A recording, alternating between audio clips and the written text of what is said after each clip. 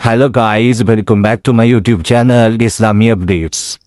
आज की हमारी वीडियो है मलका यज़बील का वाक़या, जो हज़रत इलियास अलैहिस्सलाम के ज़माने की इबरतनाक दास्तान है।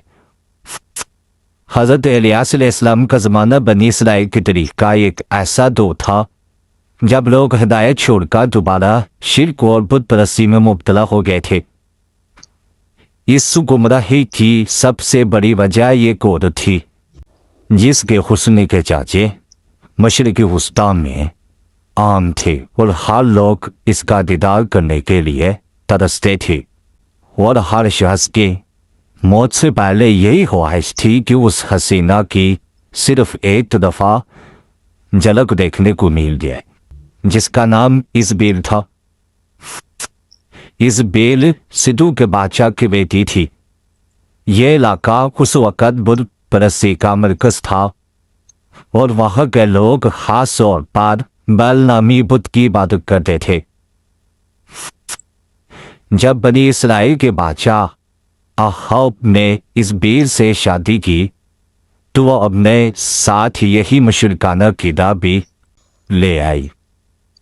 यह शादी सिर्फ एक घरेलू रिश्ता न था, बल्कि इसने पूरे मुल्क के दीन को बदल कर रख दिया। यज़बील ने आते ही बाल के बड़े बड़े मंदिर तमीर करवाए, सरकारी खजाने से बुतों की पुजारी मुकद्दर किए, अल्लाह की इबादत को कमज़ोर और बुत परस्ती को मजबूत किया। इसके अलावा लोगों को दबाव और लालच के जरिए शिर्क की तरफ माइल करने और अल्लाह के नेक बंदू और अंबिया के मानने वालों पर जुल्म करवाया।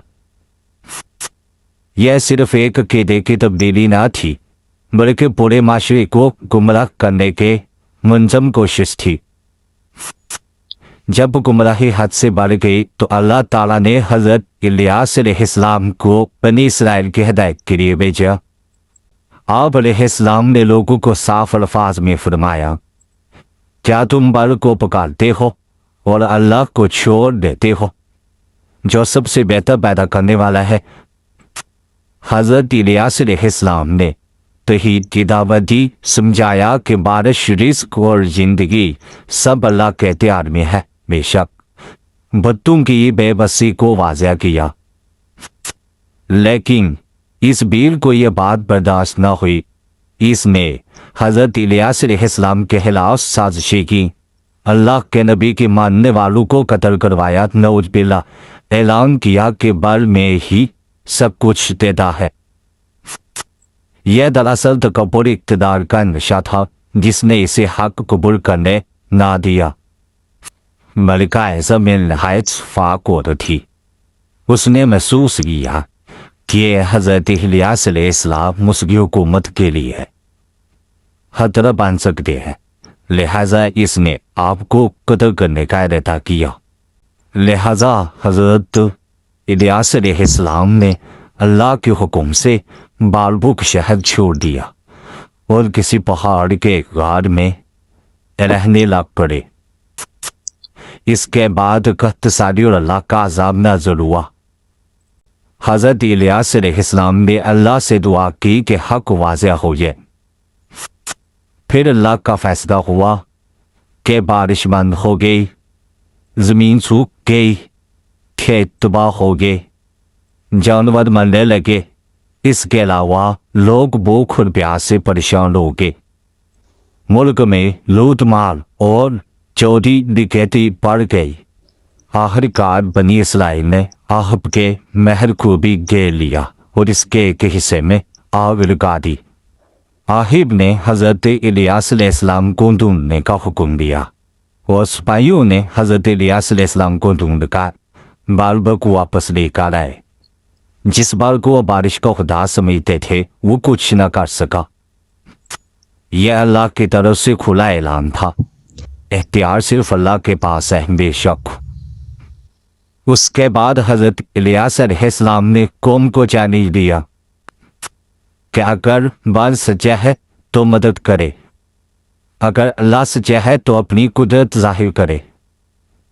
अल्लाह ने अपनी निशानी जाहिर फरमाई और बातिल का झूठ सब पर वाज़ेह हो गया। بہت سے لوگ سمجھ گئے کہ بت نہ سن سکتے ہیں نہ نفع دے سکتے ہیں۔ اس کے بعد اس بیل نے اس کے باوجود توبہ نہ کی، وہ اپنی جیت، ظلم اور غرور پر قائم رہی۔ تاریخی روایات کے مطابق اس کا انجام ذلت، رسوائی اور عبرتناک ہلاکت کی صورت میں ہوا۔ یہ اللہ کا قانون ہے۔ ظلم اور شرک وقتی طور پر طاقتور نظر آتے ہیں، مگر انجام ہمیشہ حق کا ہوتا ہے۔ اس واقعے سے ہمیں یہ سبق ملتا ہے کہ جب حکمران گمراہ ہو جائیں تو پوری قوم متاثر ہوتی ہے۔ تکبر انسان کو ہدایت قبول کرنے سے روک دیتا ہے۔ اللہ کی پکڑ دیر سے ہوتی ہے، مگر ہوتی ضرور ہے، بے شک۔ Thanks for watching my video.